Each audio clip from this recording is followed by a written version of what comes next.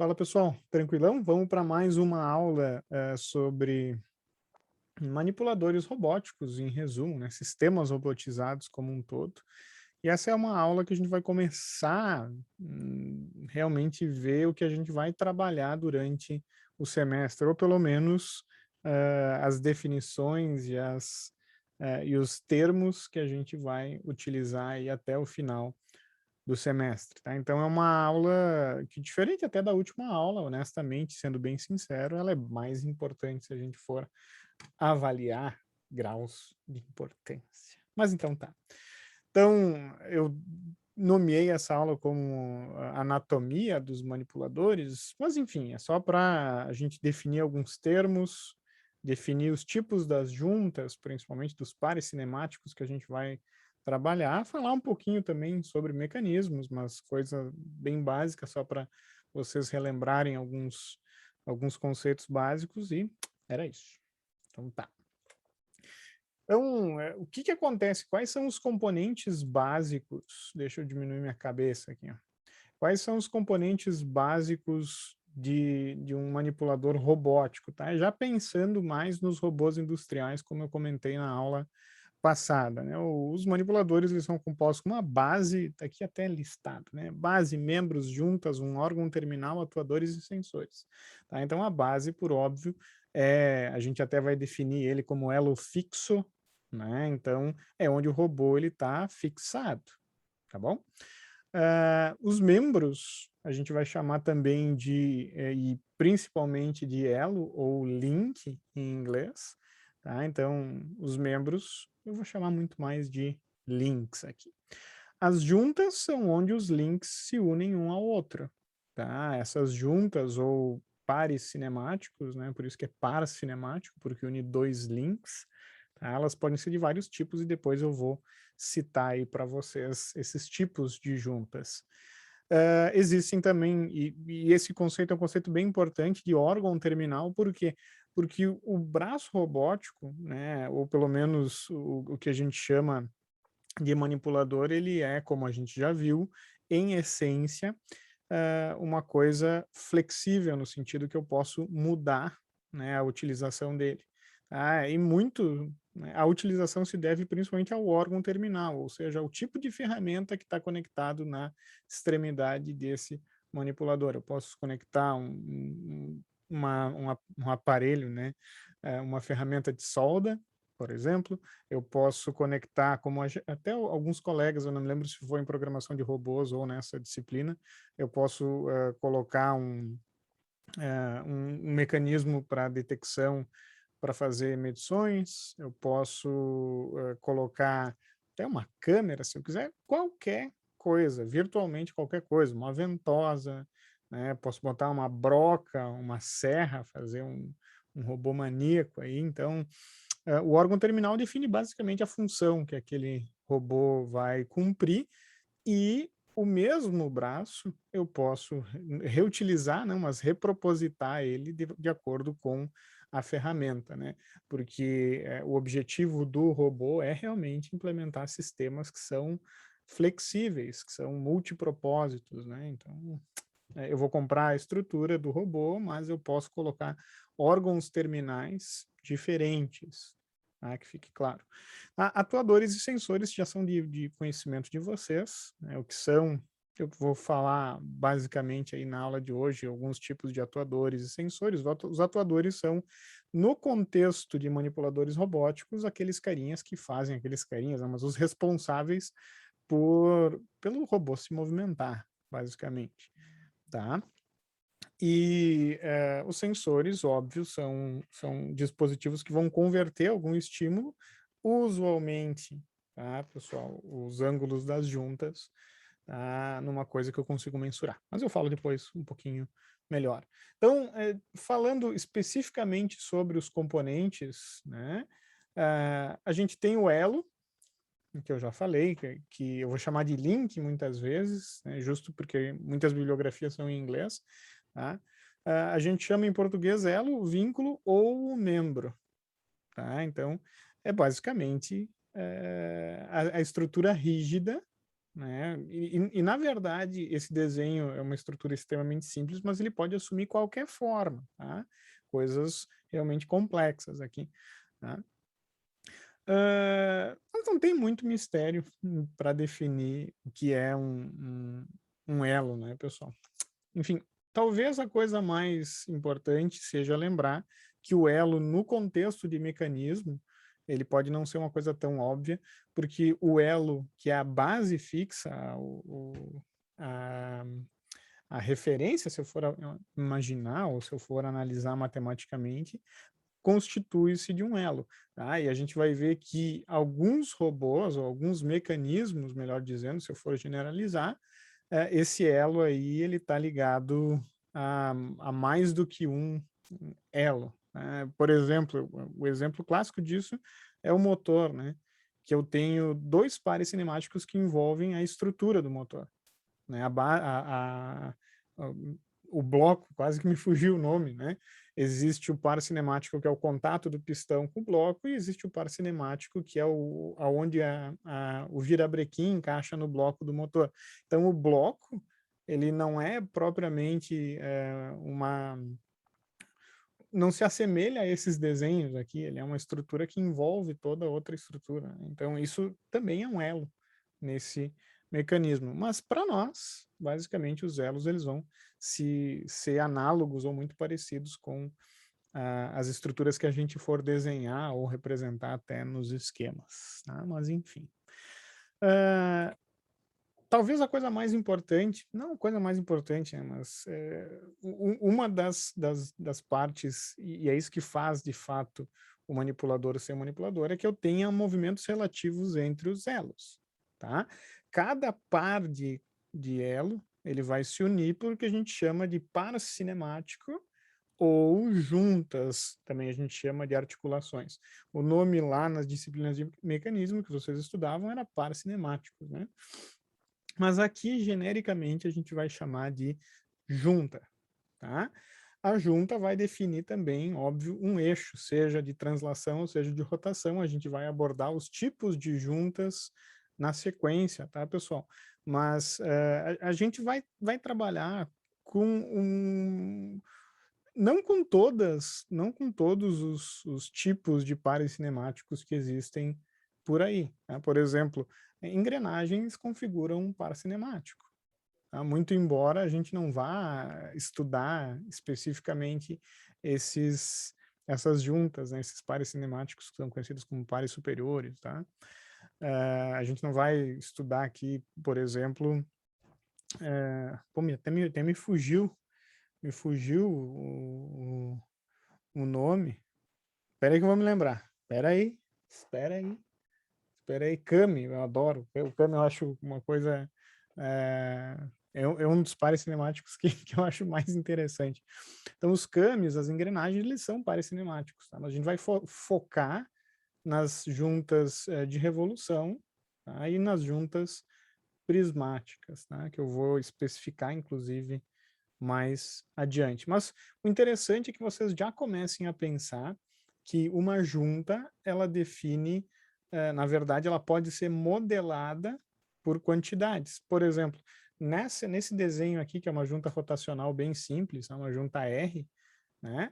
Se eu defino o ângulo θ, eu consigo localizar ambos os elos. Eu consigo, pelo menos, em relação um ao outro, eu consigo, né, descrever esses deslocamentos, né, que existem entre cada partícula aqui do elo e cada partícula do outro elo, óbvio, conhecendo o elo, né? O formato, né, a geometria desse elo. Então, isso, né, a quantidade de variáveis, isso é importante, a quantidade de variáveis que eu tenho que informar, ou que eu preciso saber, tá? Para localizar, digamos assim, uma peça, um elo relativo ao outro, é conhecido como grau de liberdade. Isso é importante, hein, pessoal? Tá? Essa junta aqui é uma junta que tem 1 grau de liberdade, porque eu preciso só do ângulo para descrever esse par cinemático. Da mesma maneira que essa aqui é uma junta que eu só tenho também 1 grau de liberdade. né, que na verdade é o deslocamento relativo de uma junta, de um elo, desculpa, em relação ao outro. Tá? A gente vai considerar que os nossos manipuladores aqui sempre tenham juntas com 1 grau de liberdade só. Eu só preciso de uma variável. Tá? Mas a gente sabe que existem juntas que são bem mais complexas. Por exemplo, o nosso ombro, né? Nosso ombro ele tem, em teoria, né, 3 graus de liberdade, a não ser que seja aqueles caninhas que saem do lugar, daí eu tenho mais graus de liberdade, tá? Que é uma junta esférica, né?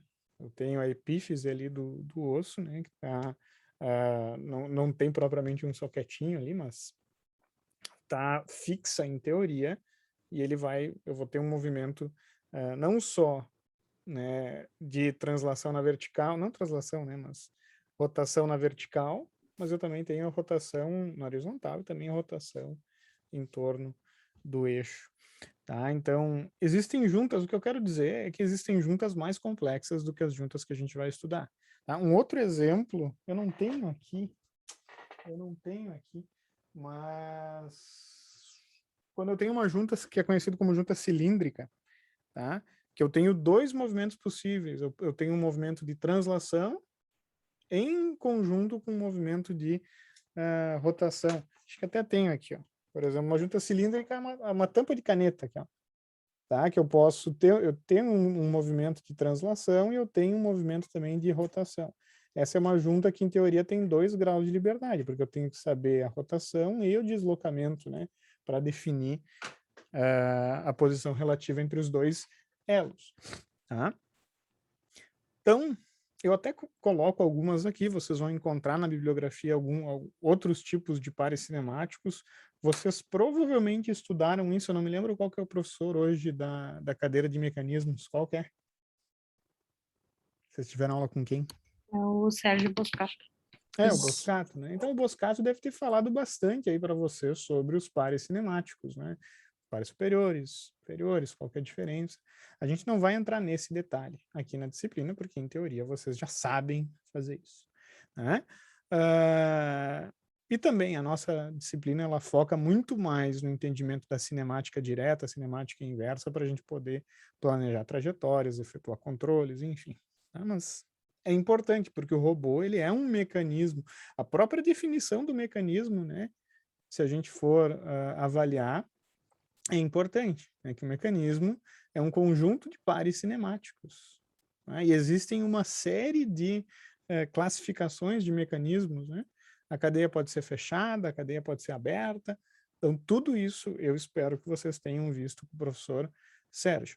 A gente vai estudar na nossa disciplina cadeias cinemáticas abertas, tá? Embora alguns manipuladores eles sejam, né, desenvolvidos com cadeias fechadas, depois eu explico um pouquinho mais. Mas a cadeia aberta é uma série de pares cinemáticos que eu não tenho um link comum, ou seja, eu não fecho um circuito, que eles chamam inclusive, né, circuito nessa cadeia cinemática.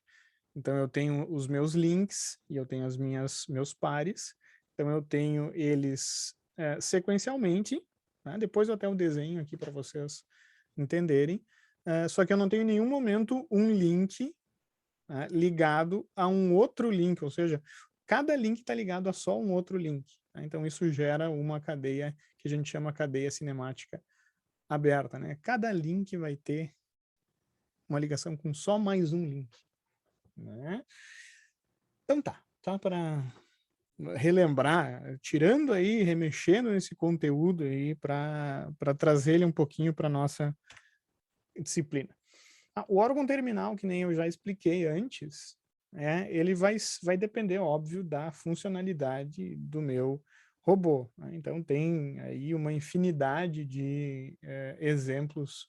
Eu trouxe aqui alguns só, busquei na internet algumas imagens, né, para vocês verificarem, né, mas isso, né, tem aos montes aí na indústria para... Eu coloquei os mais comuns, né, então cortadoras, soldadores, garras, ventosas, enfim, tá, até robôs que fazem o controle de qualidade, como a gente já discutiu.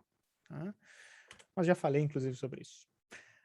Os atuadores, pessoal, como eu falei, o atuador é aquele dispositivo que vai promover, né, e aqui pensando no manipulador, vai promover a, com que a variável, e eu já vou começar a usar termos que a gente vai trabalhar bastante, a variável de junta, então seja, vamos imaginar essa junta aqui de novo como exemplo, tá? A variável de junta aqui no caso é o θ, tá? O atuador é aquele dispositivo que faz, de fato, o θ variar, tá? Promove a variação do θ. Tá? Isso pode ser feito de N maneiras, tá? E com N tipos de atuadores, se a gente for pensar, né? E os mais comuns, claro, que eu vou citar aqui para vocês já sabem, já imaginam, né? Para juntas rotacionais, inclusive para juntas prismáticas, que fique claro, tá, pessoal? O atuador, talvez o que a gente primeiro pense é o atuador elétrico, né? Porque o motor elétrico é realmente um elemento muito comum. Então, sim, tá? Em aplicações que exijam baixo torque, manipuladores de tamanho mais reduzido utilizam atuadores elétricos em conjunto com pares cinemáticos, ou seja, caixas de redução, normalmente, correias, tá? Então, engrenagens e correias é muito comum. Tá? Então, existem vantagens e desvantagens em se trabalhar com os meus atuadores elétricos. Tá? Então, eu até citei aqui em verde algumas vantagens, em amarelo algumas desvantagens. E eu cito que a maior desvantagem, talvez, do manipulador, né, do atuador elétrico, seja a dificuldade. Não é fácil de manter, por exemplo, um motor parado com um torque constante. É uma coisa difícil, exige um controle muito preciso e muito difícil de se fazer, tá? Principalmente pensando em motores de indução, não de indução, mas até máquinas síncronas, né? Eu tenho que ter inversores de frequência, isso vai demandar, óbvio, circuito driver, né? Vai custar caro, além do mais eu vou ter que ter um controle mais robusto. Então não é uma coisa tão simples assim quando eu quero manter um braço estático suportando uma certa carga, por exemplo. Tá? Não é muito mais fácil, que fique claro, mas esse é um problema desse tipo de manipulador, e não é um problema tão grande quando a gente for ver comparado com os outros, não é um problema tão grande, é um problema grande comparado com os outros acionamentos, que nem eu vou mostrar para vocês, né? Mas claro, eu tenho manutenção fácil, hoje em dia até os circuitos eles estão até o desenvolvimento de novos semicondutores, carbeto de silício, por exemplo, aumentam a eficiência também dos drivers desses motores, né? Então, alguns das desvantagens, elas estão devagarinho sendo superadas, tá, pessoal? Então, vou citar aqui, eu vou ler, porque às vezes eu me esqueço de alguma coisa, não quero me esquecer de nada, né? Então, a eficiência é calculada e o controle, ele é preciso, com exceção, óbvio, dessa situação, né? Que é difícil manter um torque elevado quando a máquina está parada. Tá? Então, uma estrutura simples e de fácil manutenção, né? Um motor, né, pessoal? Né? Não tem comparação com um sistema hidráulico, por exemplo. É realmente mais fácil nesse sentido. A manutenção mais simples também. Tá? Então, a fonte de energia acessível. Tá? Já estou citando outros atuadores, né? Mas é mais fácil acionar um motor, porque tu vai ter energia elétrica à disposição, do que um motor elétrico, né? Desculpa, do que um motor hidráulico, por exemplo. Né? Motor hidráulico, eu preciso ter um sistema, né? Todo um sistema hidráulico de backup para fazer o acionamento. De backup não, né?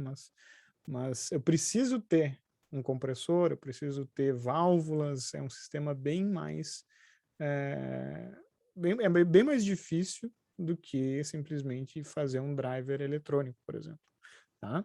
Mais difícil no sentido de ser mais caro, mais robusto, exigir mais manutenção, que nem foi já citado, tá? Quais são as desvantagens, né? Falei já do torque constante em baixa rotação, Tem problemas também quando eu vou fazer acionamentos muito rápidos, né? Quando eu quero alto torque, por exemplo, eu quero me movimentar muito rápido, e eu tenho um manipulador realmente com um torque que exige um torque grande. A máquina elétrica nesse sentido não é um problema, porque vai demandar uma corrente muito grande que muitas vezes vai acabar causando falha, seja por, por, por uma corrente elevada nos componentes ou até mesmo por perdas, né? Por exemplo, os fios vão esquentar, né? Ou disjuntores vão cair, enfim. Mas não é fácil, por quê? Porque o motor vai demandar uma corrente muito grande quando ele está partindo, entre aspas. Tá? Então, isso tem que ser observado, tem que ter muito cuidado com isso. Diferente de um sistema hidráulico que eu só vou, por exemplo, abrir uma válvula, né? E daí a pressão vai estar disponível lá na hora, né? Então, eu consigo grandes torques ali, né? Mais rapidamente, digamos assim. Uh, Danos, que nem eu falei, cargas pesadas, acabei de falar isso, não tinha visto. Baixas entre o peso do motor e sua potência. Aqui, pessoal, vai um detalhe, uma observação importante, que isso é uma das falhas que está sendo corrigida. Hoje em dia tem motores de fluxo axial, tá? Inclusive o meu professor, numa das cadeiras da pós que eu estou fazendo, citou isso essa semana ou semana passada, agora não vou me lembrar, tá? Que são motores que tu consegue uma relação entre peso e potência aí da ordem de 10 vezes mais do que uma máquina de indução, por exemplo. Então, são motores aí da casa de quase 1 kW, 1 kW, né, pessoal? Não sei quanto é que isso dá em termos de potência em cavalo, não é 1 kW, é 70 kW, troca assim, é 80 HP o motor, e o motor, ele, olha, deixa eu pegar uma coisa para comparar aqui, claro que eu não tenho, né? Mas o motor, assim, ele tem 30 centímetros o diâmetro dele, e a altura dele é da casa, sei lá, de 15 centímetros, uma coisa bizarra, né? O professor até entrou lá no site, agora não vou me recordar a marca, mas que é um dos motores que está sendo bastante utilizado em automóveis elétricos, né? Então, são motores com uma razão peso-potência muito grande, né? Então, são motores pequenos, mas que conseguem realmente um torque elevado. Então, essa é uma das desvantagens que talvez, né, esse material aqui, como eu falei, eu peguei do Dalla Vecchia e do Kini, então ele esteja defasado com essas novas opções aí, principalmente motivadas, que foram desenvolvidas principalmente aí pela ascensão da indústria de carros elétricos, né? Mas enfim. Quais são os outros tipos de atuadores, né? Atuadores pneumáticos, e nesse sentido, um detalhe, tá? Existem motores lineares, que fique claro. Tá? O motor, como a gente conhece, normalmente ele é um motor rotacional, ok? Mas existem motores que basicamente vão promover uma translação, não uma rotação, né? Só para lembrar, tá? Os atuadores pneumáticos, eles também, né? Existem motores pneumáticos e atuadores rotacionais pneumáticos, perdão, e também lineares. E daí, na pneumática, normalmente nos remete aos atuadores lineares, né? Que são os pistões, né? Usualmente. Mas eu, que inclusive gosto bastante de estudar aí sobre madeira, tenho até um compressor e acho que vou comprar até uma lixadeira que é um motor pneumático rotacional, né? Inclusive, né? Um motor pneumático. Mas enfim, tá? Então dá para se fazer os dois movimentos bem fácil também com ar comprimido, tá? Então existem, de novo, vantagens e desvantagens, né? Mas a grande desvantagem de uma operação com ar comprimido é que o fluido é compressível, né? Então eu não consigo tanta precisão, tá? E tem mais, muitas vezes a atuação vai depender, como é um fluido compressível, da carga, Então, exatamente é isso que acontece, isso que ocasiona, né, acarreta a perda de precisão nesse tipo de atuador, tá? Então eu consigo operação com velocidade bastante elevada, eu tenho um custo pequeno, fácil manutenção, de novo, comparado com os outros, tá? Então, de novo, eu não tenho precisão, já citei, e tem vibração, né? Porque o que acontece? Eu posso ter. É mais. é- eu posso. Tem deixa eu explicar para vocês do jeito, estou até gago aqui, mas eu posso ter uma resposta mais oscilatória nesse tipo de sistema, né, devido à dinâmica mesmo do fluido. Então, eu posso acionar, então a própria inércia pode levar e eu posso ter mais vibração nesse tipo de atuador, tá, pessoal? Tá, devido às características dinâmicas dele. Os últimos, né, o último tipo de atuador é o atuador hidráulico, né? Esses aí são realmente utilizados para máquinas, né, e manipuladores de grande porte, hein? Então, paletizadoras, e são realmente robôs parrudos, utilizam esse tipo de atuador. Só que, de novo, eu vou ter um alto custo de implementação, né? Eu preciso, assim como o atuador pneumático, eu preciso de a energia, a fonte de alimentação, entre aspas, né? Eu preciso de uma coisa dedicada, de compressores dedicados, válvulas, manutenção constante, não é uma coisa tão simples quanto outros atuadores, tá, pessoal? Então, é uma questão de custo-benefício e também necessidade de força, né, e torque do manipulador, né? Então, as vantagens aqui, ó, momento de torque alto sobre grande faixa de variação de velocidade, né? Então, são realmente mecanismos, né, braços que conseguem operar com alta força, né, e torque, né, justo, é, e alta precisão também, né, porque o fluido utilizado não é compressível, né? Então, isso é uma grande vantagem. Deixa eu ver se eu me esqueci de mais alguma coisa. Tá.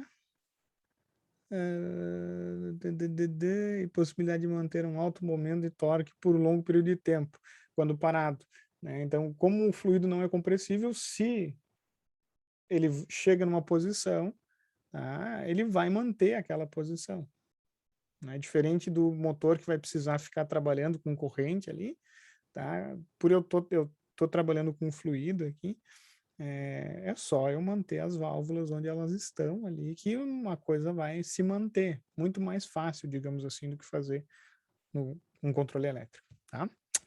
Enfim, né, isso aqui são só exemplos. Aqui tem uma faixa, exemplos não, né? Os tipos.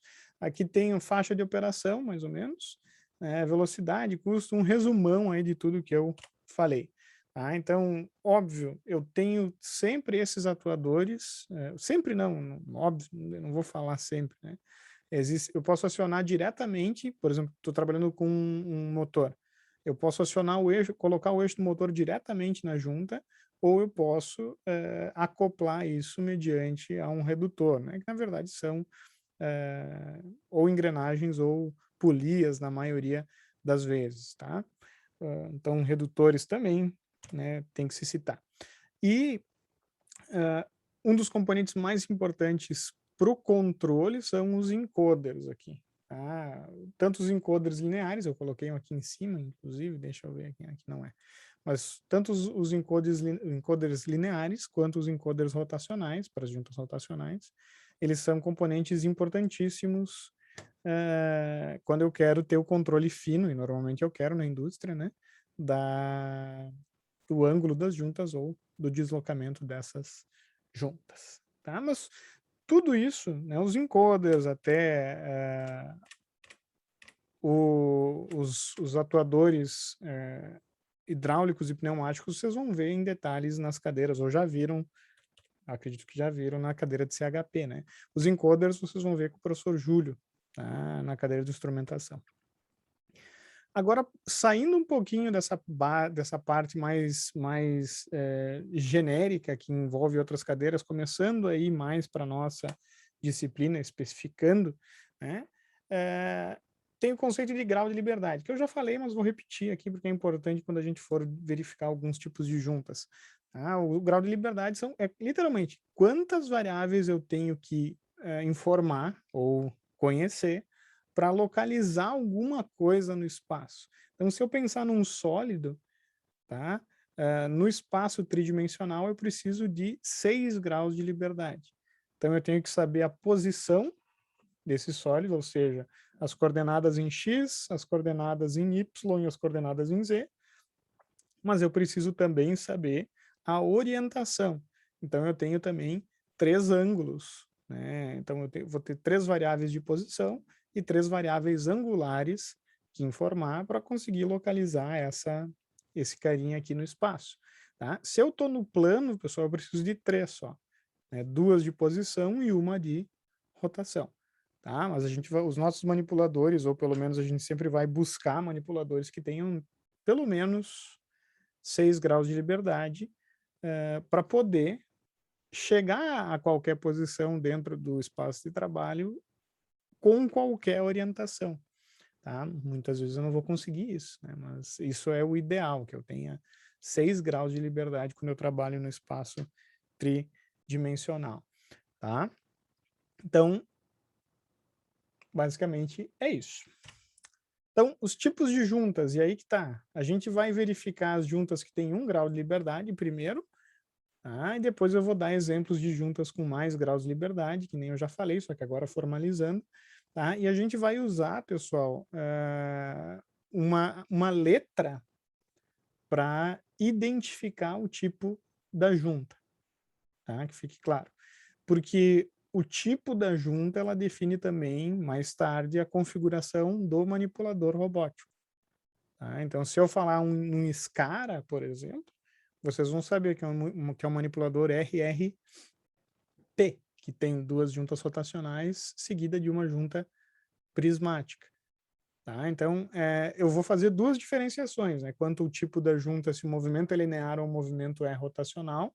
Então, a gente vai definir junta R genérica como um movimento rotacional ou angular e junta P como um movimento linear. Tá? Quase que eu falei prismático.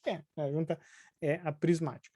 Dentro dessas 2 classificações, eu posso até segmentar um pouquinho mais se eu quero já entrar em detalhes sobre como que um elo está localizado em relação ao outro. Vocês vão entender na sequência quando a gente for estudar cada caso.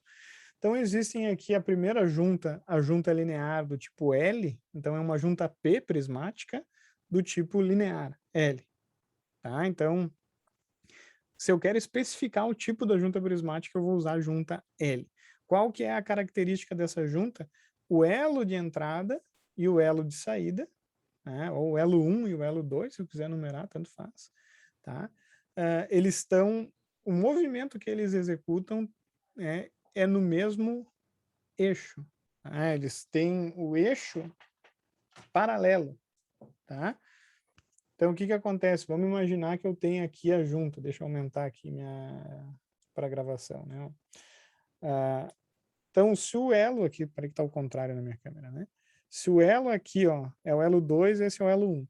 Se o elo 1 se desloca, o elo 2, desculpa, se desloca nesse sentido, ou seja, aqui está o eixo da junta, os 2 links, os 2 elos, eles são paralelos, né, ao eixo da junta. Tá? Então, isso caracteriza uma junta do tipo linear, ou L. Tá? Existe a junta O, ou ortogonal, que é uma junta prismática, tá? Mas os links, eles fazem 90 graus, né? Então, o movimento, ele é linear, só que ao invés de um link, ou o link de saída, tá no mesmo sentido do eixo, né? Ele vai estar a 90 graus. Tá? Então, essa é uma junta O, tá? Ou ortogonal. Continua sendo uma junta prismática, pessoal.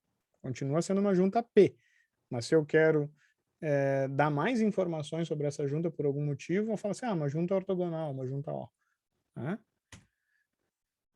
as juntas rotacionais, né?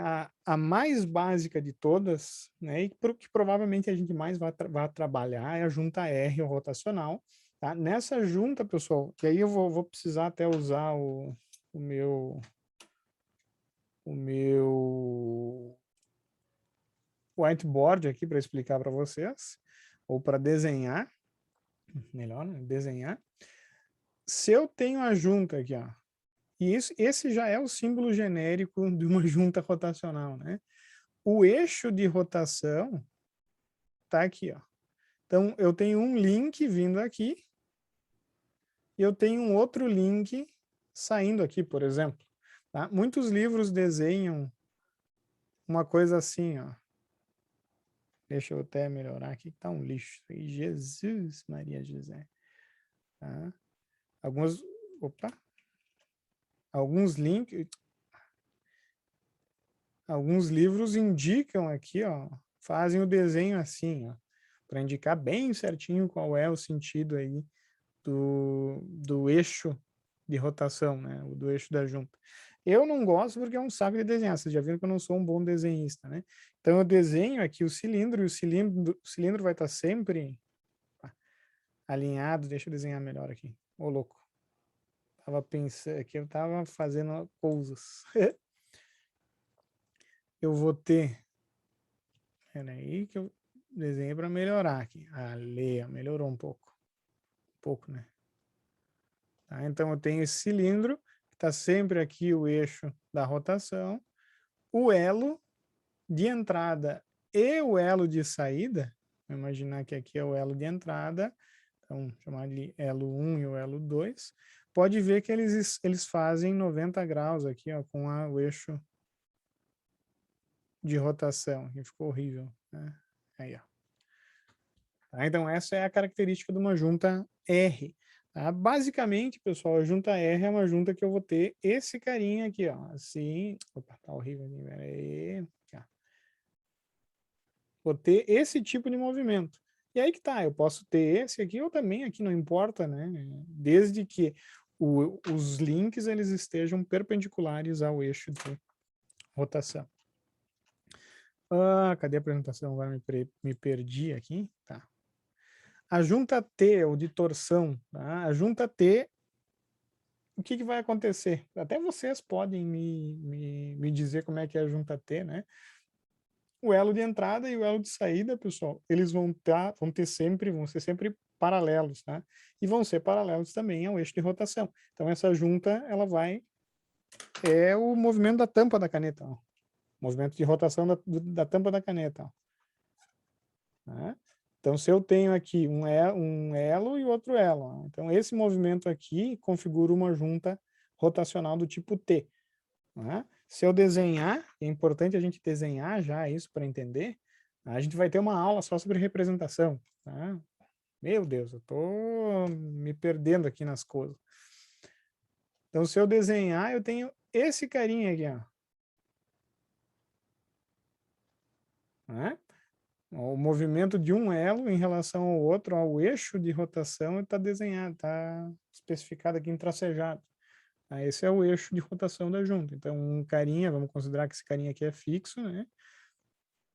E esse carinha aqui, ele está rotacionando com o eixo de rotação paralelo tanto ao link 1 quanto ao link 2. Tá? E já vou falar sobre a última junta, puta que pariu, eu cliquei de novo aqui.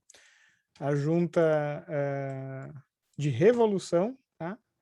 Que é a junta V, né? Revolve. Tá? Ela é uma junta que um dos links é paralelo ao meu eixo de rotação e o outro link é ortogonal. Então, se eu pensar na orientação aqui, esse carinha aqui, se eu estendesse, eu tenho 90 graus. Tá? E esse outro carinha aqui, ele está paralelo. Então, isso aqui é uma junta O, isso aqui é uma junta R, e essa aqui é uma junta T. Só que todas essas juntas, genericamente, são juntas rotacionais, tá, pessoal? Só que cada uma aqui, a R, eu estou especificando que ambos os links são perpendiculares, a junta T, ambos são paralelos, e a junta O, um é paralelo, um é perpendicular. tá? Então eu posso visualizar melhor. Se eu falar assim, é uma junta T, tu consegue já visualizar qual que é o tipo da junta. Isso ajuda, né? Do que simplesmente falar que é uma junta de rotação, tá? Então também tem isso. Mas genericamente eu vou chamar junta R qualquer junta. Daí se eu especificar, bom, daí eu vou usar T, R ou O. Então tá. Então, já falei sobre a junta aqui de revolução. Existem, eu coloquei duas outras aqui, mas tem N juntas, tá, pessoal? Tem mais tipos de juntas. Tem a junta que é o fuso, né? O fuso é uma junta um pouco diferente, porque ela vai ter um movimento rotacional acoplado a um linear. Eu não consigo desacoplar. Então, a junta que é o fuso, que até aquele manipulador usa o fuso lá, né? É uma junta com 1 grau de liberdade, mesmo envolvendo dois movimentos distintos, rotação acoplada com um deslocamento, né? Mas enfim, está acoplado, eu não consigo desacoplar, então eu consigo 1 grau de liberdade só. Agora, a junta universal, que era bastante utilizada em carros antigamente, né?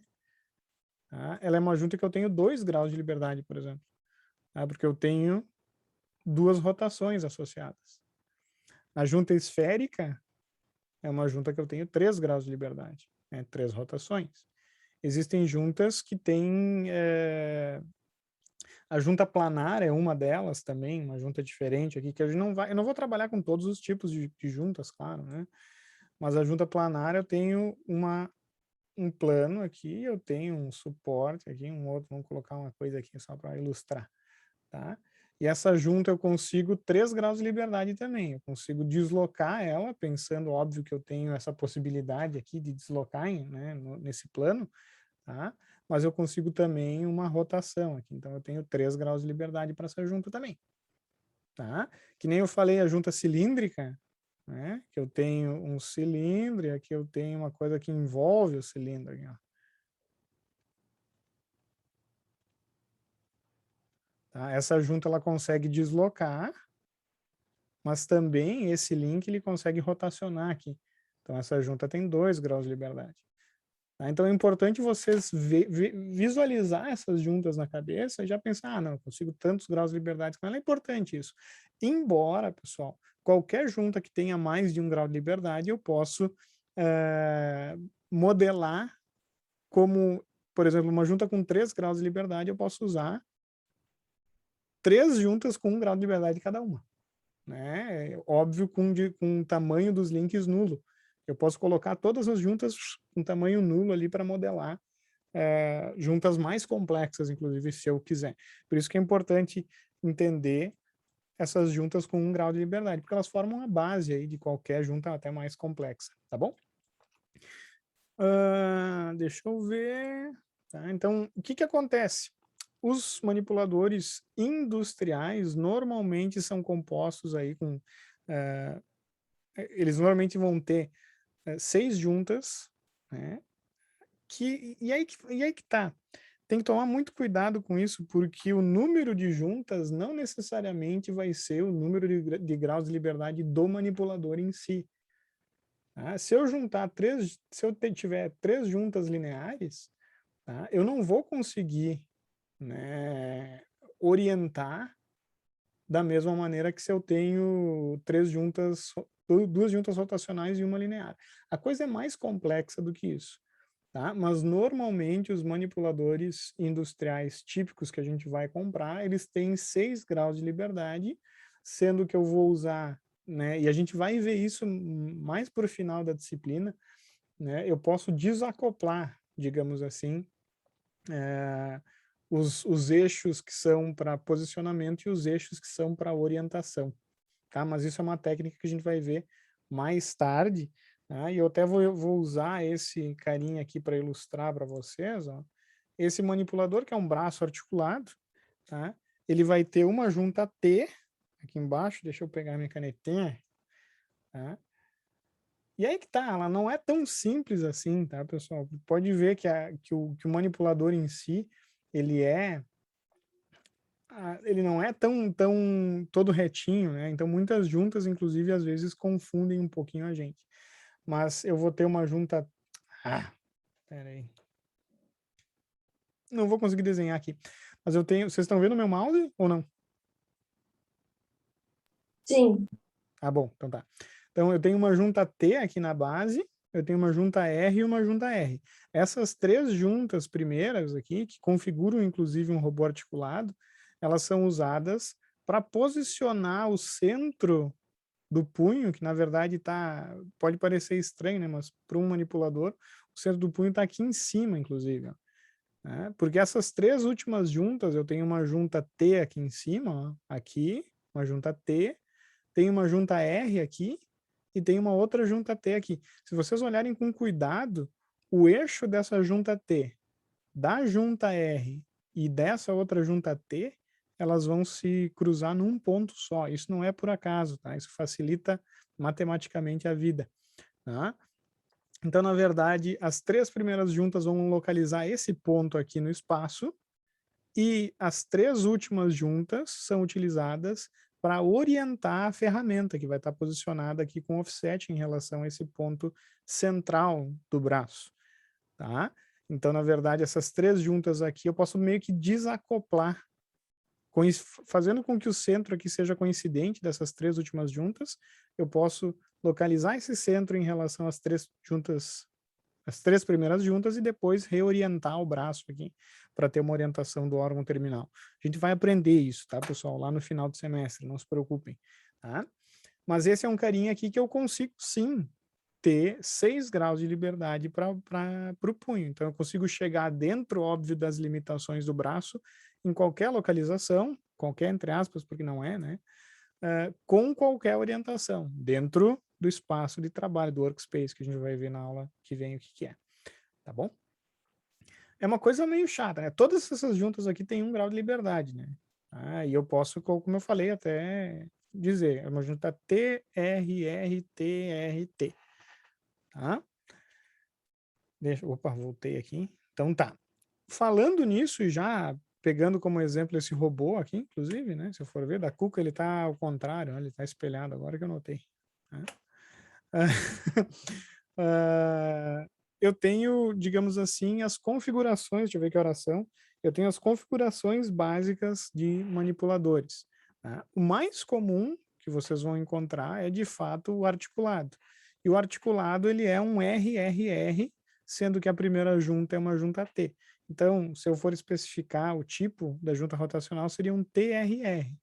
Tá? Ou vocês vão ver muitas bibliografias dizendo que é um RRR, que é uma sequência de juntas rotacionais. Tá? Então, de novo, uma coisa que eu falei na aula passada, interessante reforçar agora, esses robôs, eles não são feitos assim porque eles são úteis dessa forma, embora sejam, né? Mas existe um número limitado de configurações de manipuladores, porque as configurações que mais se utilizam são aqui a cinemática inversa é conhecida, ou já foi desenvolvida. Por isso, vocês vão ver, a maioria dos braços robóticos comerciais, eles têm 6 graus de liberdade, né, com uma certa configuração de juntas. Por quê? Porque se sabe modelar esses carinhas muito bem. Tá? Então, já se criou controles, já se criou toda a matemática envolvida. Então, eu não preciso desenvolver isso do zero, se eu quero fazer. Por isso que não se tem N configurações de manipuladores na indústria, tá, pessoal? Uma questão de simplificação mesmo. Então, o braço articulado é o primeiro e mais comum, tá? O SCARA também é muito comum, tá? Que eu não consegui falar o nome na aula passada, né? Então, é Selective Compliant Articulated Robot for Assembly. Olha só, tá? Então, é um robô articulado especificamente pensado para montagem, tá? Que nem eu falei para vocês já.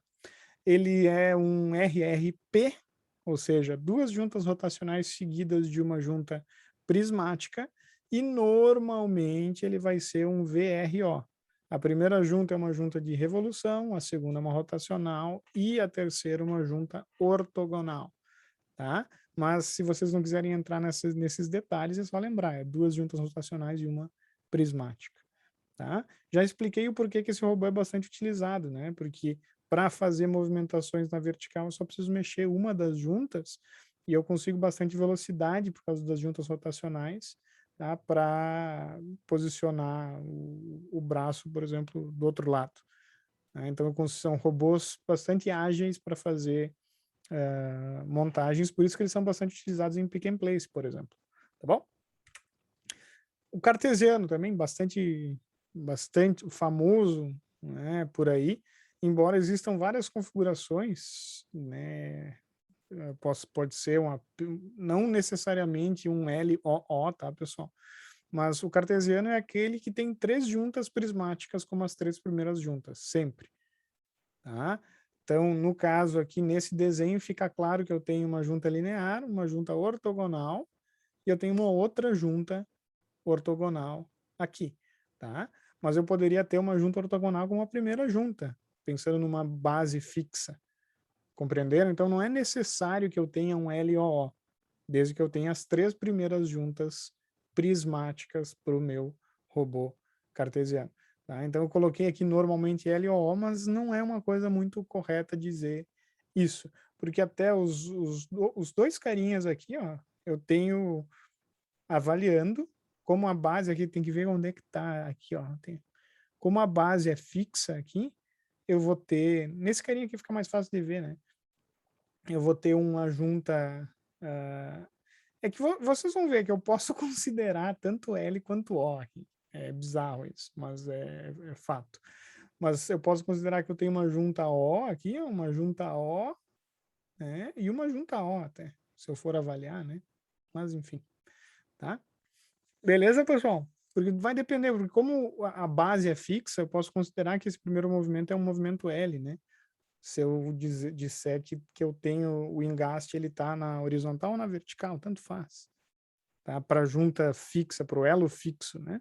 Mas enfim, só observações aqui. 3 juntas prismáticas. Vamos ver para outro. Opa. O esférico ou o polar, ó, pessoal. O esférico eu vou ter uma junta R e uma junta L. Tá? Ou uma junta T, uma junta R e uma junta L. Tá? O primeiro manipulador aqui, ó, aquele braço, o primeiro manipulador comercial era um robô esférico. Se vocês forem ver, né, por que ele tem esse nome? Porque se eu for ver qual é o volume de trabalho desse robô, vocês vão ver que é uma esfera. Né? Por isso que ele é conhecido como esférico. Tá? Tem o robô cilíndrico, meio óbvio também, né? Ele tem esse nome porque ele vai formar um cilindro, né? Se eu for ver o workspace dele. Então, ele vai ter uma junta T, uma junta L e uma junta O. Tá? Então, isso aí realmente é bastante utilizado em laboratórios. Tá? Mas, enfim, daria para usar também um SCAR aqui, mas é só... Vai depender da configuração das juntas em resumo. Esse carinha aqui, ó, ele tem 2 juntas lineares e uma junta rotacional. Tá? Mas perceberam como o mesmo robô, uma outra configuração pode fazer o mesmo trabalho, né? O SCARA, se a gente for avaliar o volume de trabalho do SCARA, na aula que vem eu mostro isso, ele se aproxima de um cilindro também, o volume de trabalho, embora não seja exatamente um cilindro, tá? Mas enfim.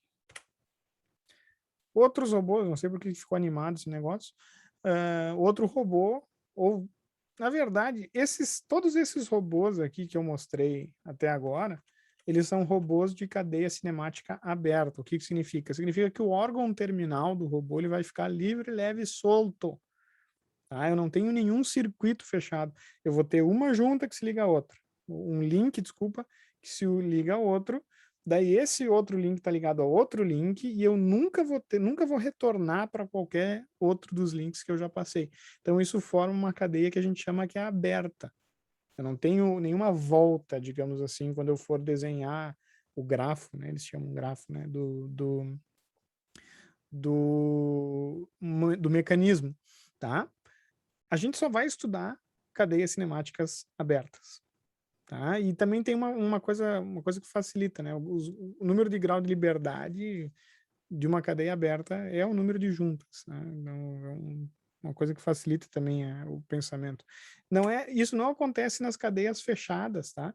Porque nas cadeias fechadas, pessoal, eu tenho circuitos, né? Pode ver, eu tenho aqui um engaste que ele não é fixo, não dá para ver aqui, mas eu tenho essa base, que não é uma base, ele está no teto, tá? Fixa, daí eu vou sair aqui com o link, ele vai vir aqui para baixo, para essa mesa, e ele vai voltar aqui para um outro link que vai voltar para a base. Então, na verdade, eu tenho um circuito fechado. Então, esses carinhas aqui, eles são conhecidos como cadeias fechadas. A gente não vai estudar esse carinha aqui, tá, pessoal? Mas eles são utilizados em alguns robôs, como o robô Delta. Esse carinha é conhecido como robô Delta, tá? Até mostrei um vídeo na aula passada dele, tá? E também tem um manipulador que é conhecido como SCARA paralelo, em que eu tenho 2 SCARAs, pode ver que eu vou ter junta rotacional, e aqui eu posso colocar uma junta prismática se eu quiser. Então, pode ver que isso aqui é como se fosse 2 robôs SCARAs em paralelo, por isso que eles são chamados de robôs paralelos também, tá? Porque eles se assemelham a 2 robôs, 2 cadeias abertas, que são unidas lá terminalmente. Então, essa é a designação também desses robôs paralelos. Agora que eu vi aqui que tá robôs paralelos, né? Mas enfim. Que são cadeias fechadas, tá bom? Não vamos estudar eles, mas existem, então tem que falar. Em mecanismos, vocês estudam, né, como desenvolver e como estudar cadeias fechadas. A gente não vai fazer aqui. Então, última coisa, né, que eu gosto de falar é que o robô eu posso separar ele em braço e punho, tá? Que nem eu falei aqui nesses carinhas aqui. O punho desse carinha, um baita punho, ele tá aqui em cima, ó. Ele é composto de uma junta T, de uma junta R e de uma junta T. Tudo isso aqui é o punho dele. Então, eu tenho um braço que vai localizar o meu punho onde eu quiser, e o punho vai ter 3 graus de liberdade para orientação. E é isso que está ilustrado aqui, né? Nesse carinha aqui, ó. Eu vou ter uma junta R, uma junta T, uma junta R, uma junta T, para orientar o órgão terminal que vai estar acoplado aqui. Então, normalmente eu tenho TRL ou TRT. Tá? TRT é o mais comum, mas o TRL, então eu posso ter um movimento de translação aqui como a última junta, é bastante comum também. Tá? Pessoal, basicamente, para hoje, era isso. Tá? Então, de novo, a gente vai ter... O que eu quero que vocês fiquem da aula de hoje, né? Esse conceito de graus de liberdade, que é o número de variáveis que eu tenho que conhecer para, basicamente, localizar as partes desse manipulador no espaço. O tipo das juntas, isso é importante saber para a aula de hoje, bem importante na real, né? Essa parte de tipos de atuadores, né, vocês vão passar por isso em outras disciplinas, e isso aqui a gente não vai trabalhar mais, né? Que fique claro.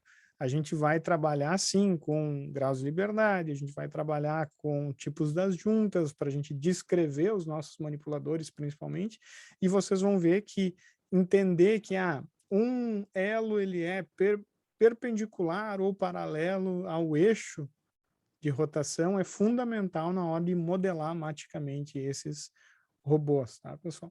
Então fica essa ressalva para vocês, que essa última parte é mais importante do que o início, né? Na aula que vem, até vou dar uma prévia aqui, para vocês, a gente vai falar sobre conceitos como workspace, a gente vai definir o workspace de cada um desses carinhas aqui, né, que a gente viu na aula de hoje. Vamos finalizar falando sobre algumas características dos manipuladores, mas vai ser a nossa última aula, digamos assim, teórica, antes de começar, de fato, a parte da modelagem matemática. Então, aproveitem, ainda que só está uma cadeira meramente informativa, respirem aí, porque nas próximas semanas vai piorar. Ha! Fechou? Aquele abraço. Tudo tranquilo aí, pessoal? Tudo certo, professor. Deixa eu ver aí o pessoal que chegou mega atrasado, só para saber, né? Ah, então tá, então são vocês. Beleza. Pô, eu tô ainda gravando, né, cara? Pô, pegou o xingão aí, pegou o xingão. Mas tem que xingar mesmo, chegou atrasado, tem que xingar. Poxa, Cadê? aí não, Diga. hein?